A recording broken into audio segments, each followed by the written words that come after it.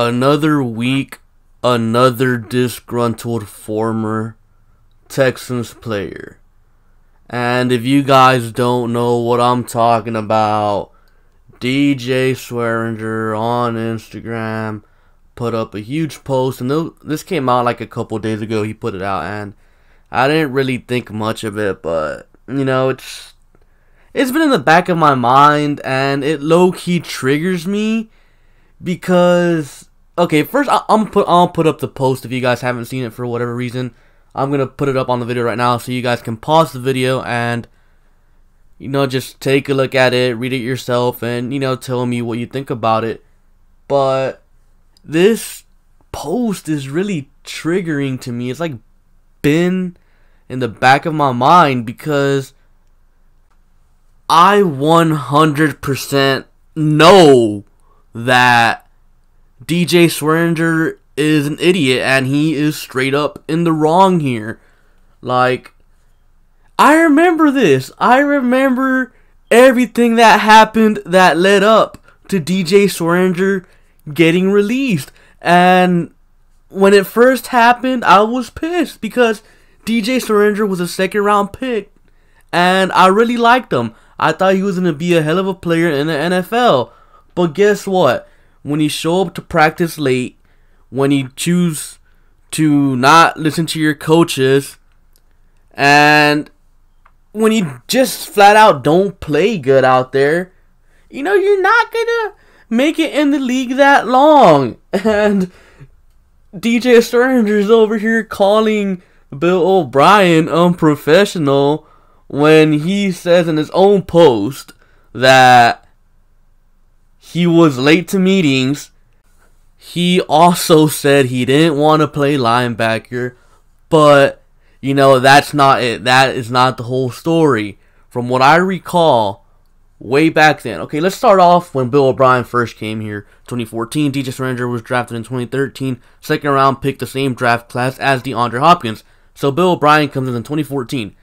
And you can tell DJ Swearinger is so full of BS because, okay, look, I remember this clearly. When Bill O'Brien first came to the Texans, and like one of his first press conferences, he said, he was pretty much naming all the leaders in the locker room, and he kept saying that DJ Swearinger was a leader on the team. And I was like, you know, that's kind of weird because DJ Swearinger was in his second year, you know, and all that stuff. So I found that kind of strange, and this was 4 years ago. But, you know, Bill O'Brien obviously thought highly of DJ Swearinger whenever Bill O'Brien first got to the Texans. But I mean, DJ Swearinger, whenever you said it yourself, you refused to play linebacker because you didn't want to play linebacker. You were late to meetings.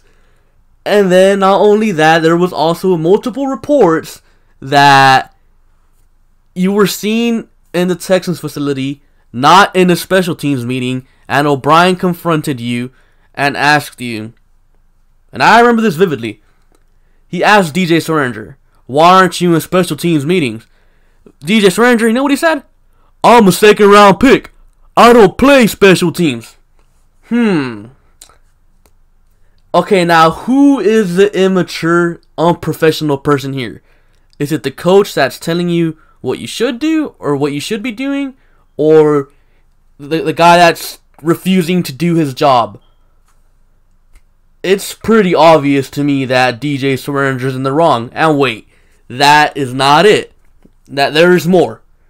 DJ Swearinger was also on the field when he was in Houston. He was a liability in coverage.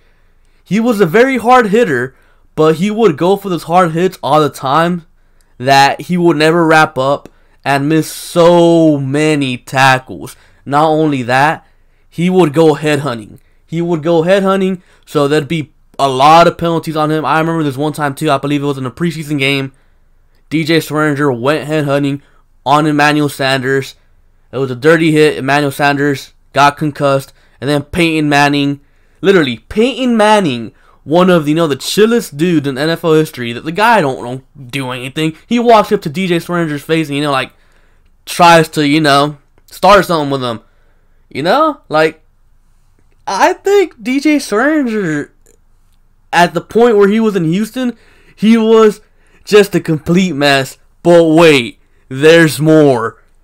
DJ Swearinger, when Jadeveon Clowney first got drafted, I know like this is a little small thing, but he invited Jadeveon Clowney to his house, and then DJ Swearinger's dog bit Jadeveon Clowney. Keep in mind, Jadeveon Clowney's the first overall pick.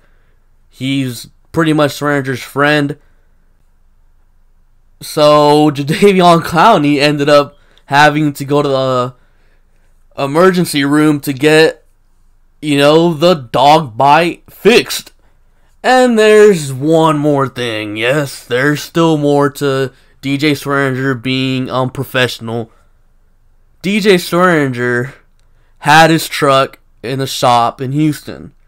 DJ Swearinger went to go steal that truck. He stole his own truck. This guy is was that stupid. You know, he went to go steal his own truck and didn't pay for it. And, I mean, come on, dude. Like, I mean, seriously, things on top of things on top of things. First, you're not a very good player on the field. 2, you're a bad player in the locker room. You don't want to do what the coaches are telling you. And then 3, you're creating problems off the field too. Like, come on, DJ Swearinger. I mean, I had high hopes for you, and it's awesome to see you having success in Washington. But I mean, come on, dude. You've been in Houston. You've been in Tampa Bay. You've been in Arizona. And now you're in Washington. What is this, your 6th year? Like, come on, man. I mean, I think it's pretty obvious who the unprofessional one here is. I mean, seriously, man. DJ Swearinger is playing a great season. I'll admit that. But I do not miss DJ Swearinger one bit. I would take Kareem Jackson, Justin Reed, Tyrann Mathieu, and even Andre Howe over DJ Swearinger any day of the week and twice on Sundays. And now you got this guy over here trying to play this as a revenge game. Revenge for what, DJ? Revenge for you being an absolute utter moron? Like, seriously, dude? Get over it. It was 4 years ago. You're still holding a grudge. You're letting Bill O'Brien live inside your head rent-free. I mean, yes, he might have told you that you weren't going to last 3 years in the NFL, and, you know, it was looking that way. Before this season, you were a complete and total bust. You've been on 4 teams. You weren't listening to the coaches. I'm pretty sure O'Brien didn't straight up say, you're not going to be in the league in 3 years. I'm pretty sure what Bill O'Brien said is, if you keep doing what you're doing, you won't be in the league 3 years. But, you know, DJ Swearinger, he's not a smart person, so he probably doesn't remember. He probably doesn't even remember what he ate for breakfast in the morning. I mean, seriously, how can someone be that dumb? I seriously fear for DJ Swearinger. I mean, he's a very, very dumb human being to even believe that O'Brien and his coaching staff were in the wrong. I mean, I'm sorry, DJ Swearinger, that you wanted a coach that let you do whatever the hell you wanted. Yeah, it just doesn't work that way, DJ Swearinger. It doesn't. I mean, maybe Jay Gruden is like that, lets his players step all over him, but you already know damn well Bill O'Brien isn't like that. Anyways, this guy's over here trying to make it into a revenge game type of thing, but in reality, man, you're just pumping up the Texans, DJ. That's all you're doing, because if you seriously think that the Texans don't hear this, then you must be even dumber than you already are, because you're very dumb. It's pretty obvious. So, DeAndre Hopkins, who loves Bill O'Brien, is hearing this. Deshaun Watson, who loves Bill O'Brien, is hearing this. J.J. Watt, Whitney Merciless, Jadeveon Clowney, McKinney, the whole secondary, they're all hearing this, DJ Swearinger. So you just pretty much, you're fueling the fire. That's all you're doing. You're making it worse on your quarterback. You're making it worse on everyone on your team. Because you know what? This isn't a revenge game for you, DJ. This is a let's go shut that guy's mouth up game for the Texans. They're going to shut your mouth up. That's what's going to happen. I'm sorry. Cool, you're having a good season. I really liked you when we picked you, but, you know, that was 4 years ago. Move on, you freaking loser. Anyways, that's not all I'm here to talk about. I'm also here to talk about D'Onta Foreman. Now, D'Onta Foreman's 21-day window is open, so the Texans have to make a decision on what to do with D'Onta Foreman. They have 21 days. He started practicing yesterday, so that window's open now. And I know you guys have heard that D'Onta Foreman is out of shape, and, you know, Bill O'Brien isn't too sure what's going to happen with D'Onta Foreman. I know a lot of people are already saying, well, D'Onta Foreman's on Bill O'Brien's doghouse. No, that is not what it is at all. He is not in Bill O'Brien's doghouse. Bill O'Brien's just being realistic. I've said it many times before, and people still don't understand. Achilles injuries are very serious when it comes to the running back position. They're considered career-ending.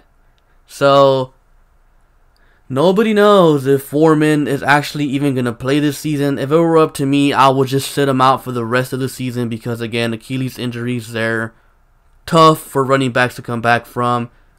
Foreman is still young, so maybe, hopefully, he can come back. But, again, that still remains to be seen.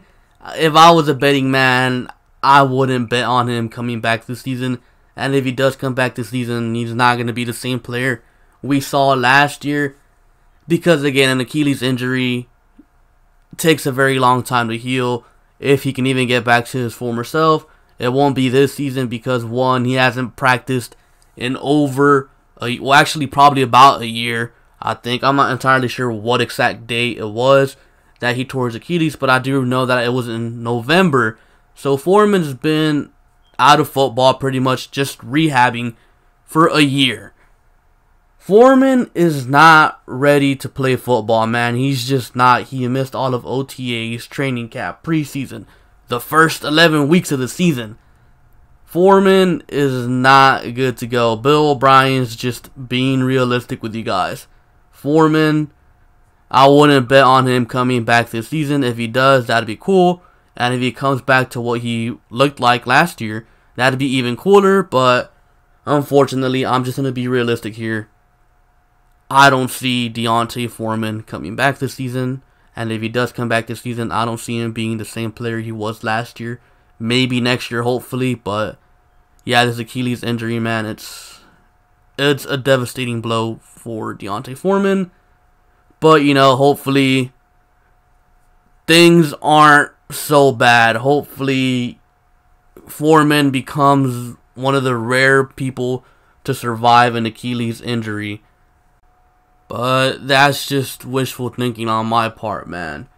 Anyways, that's all I have for you guys today. I just felt like I had to, you know, talk about the DJ Swearinger situation because it's leading up to this game. I wouldn't be able to talk about it next Monday, obviously, because, you know, the game's on Sunday, so it'd just be pretty much talking about old stuff and not moving forward. We're all about moving forward here, not looking at the past, DJ Swearinger and the D'Onta Foreman situation, since, you know, some people think that for whatever reason he's in Bill O'Brien's doghouse. Again, no, he's not. Foreman is just probably not coming back, honestly. Anyways, again, thank you guys for watching. Appreciate the support, and I'll catch you guys later. Peace.